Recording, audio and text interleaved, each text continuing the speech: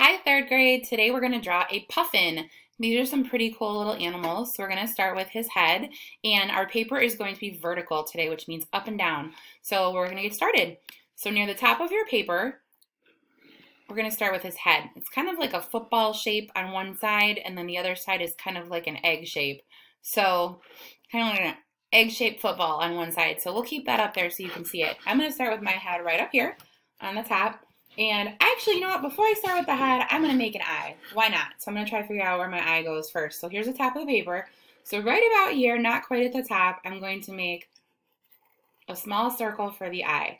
And then after I make my little circle for the eye, then I want to make another circle on the inside for the black part of the eye, which is called the pupil. So this is the outside, and then on the inside, I have this little black part that I'm going to color in, and that's called the pupil. Now around my puffin's head, I want to make the outline or the shape of his head that's going to go around the eye. So his beak is going to be facing this way. So I'm just going to make a little dot for where I want his beak to go. And then after I do that, I'm going to start with the top of his head.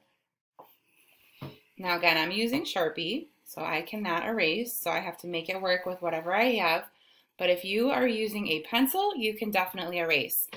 So here is my puffin head. So then after I do that, it doesn't look like much, right? I'm going to add some details to the head.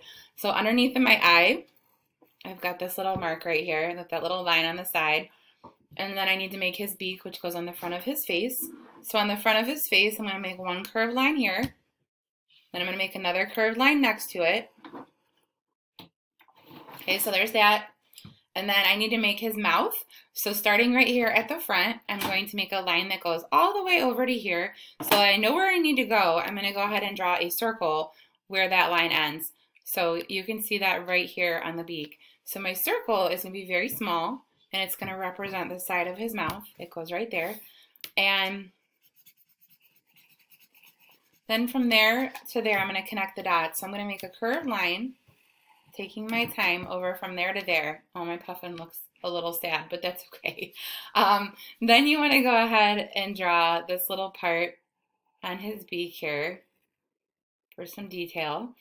And then we're going to draw a curved line on the top of his head for the black line on the top. So it's going to be a line right above his eye that goes from there to there.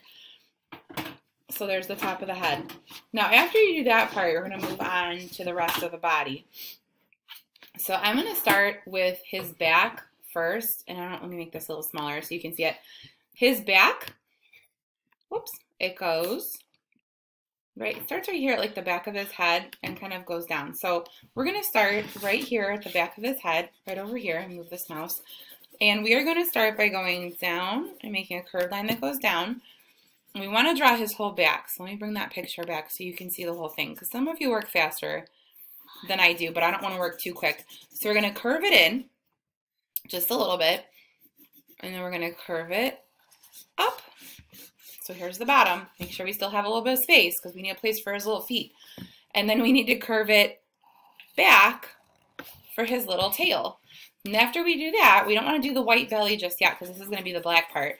So underneath of here, right here by his beak, I'm going to draw a little line, just a short straight line for the neck. And then after I draw that short straight line for the neck right there, then I'm going to go back and create his wing. So I'll show you that. So his wing is going to go back over here, and it's going to connect to his tail. So if you want to just trace that with your finger a couple of times, however would be easiest for you. So I'm going to start right here, and I'm going to follow this curve. So I'm going to go down. Now instead of going up, I'm going to curve down, and then I'm going to go over to his tail like that. So again, this isn't going to look finished until you color all this in. So I need to give him a nice round belly right in this area here. So I'm going to give him a belly that goes from here over to here. I don't want to make him too big, but I want to give him a nice round belly from there over to there. So there he is. And then on the bottom, I need to give him some feet. So let's bring his little feet back. So his feet are going to go right here and right here. So I'm going to put one foot, I'll just connect that there. I'm going to put one foot right here, and I'm going to make two lines and make one line that goes down, and then another one that goes down. So there's one foot, or one leg, and then another one's going to go over and down. So there's two that are just pretty much the same. And they don't have to be perfect. So you can kind of see the one foot is in front of the other. It looks like it's further down. So you want to create the foot in the front first. So the foot that's closest to the paper. I don't know why this keeps pausing. I'm sorry about that. So we're going to go ahead and do, it's kind of a triangle shape. And I'm going to do that first. So I'm going to do one line that goes out and another line that goes out. And instead of closing it with a straight line, I'm just going to make little wavy toes. I'm going to do 3 of them. See? So pretty easy, but they don't have to be exactly the same. So another one is going to be over here. And same thing, I'm going to go over, and then I'm going to go over, and then I'm going to do my wavy little toes. And please feel free to pause at any time if I'm going a little bit too fast. Now after I do my feet on the bottom here, I need to create something for him to stand on, right? I don't want him to look like he's floating.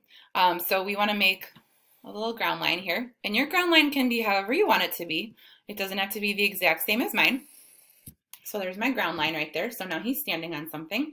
What else do we need? So we also need some water behind our Puffin. Okay, so there's my Puffin. He's very serious. And then I have water behind him.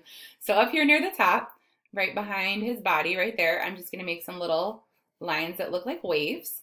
And then over here, kind of keep it as close as I can to the same spot. I'm going to try to keep it in the same spot. Make my little waves over there.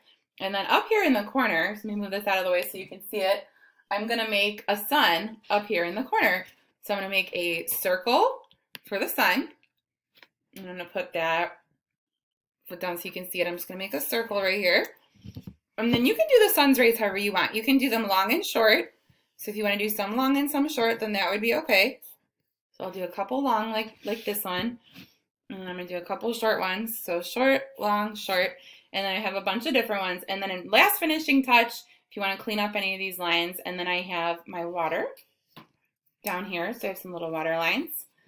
And then you want to color in your Puffin. So when your Puffin is done, here's a finished example. I can make this bigger for you. He can end up looking like this. And you need to color him in completely. So whatever you choose to color with, you can use markers, crayons, colored pencil. This one is done with crayon. So you can see how the crayon looks nice. If you have Sharpie, you can use it.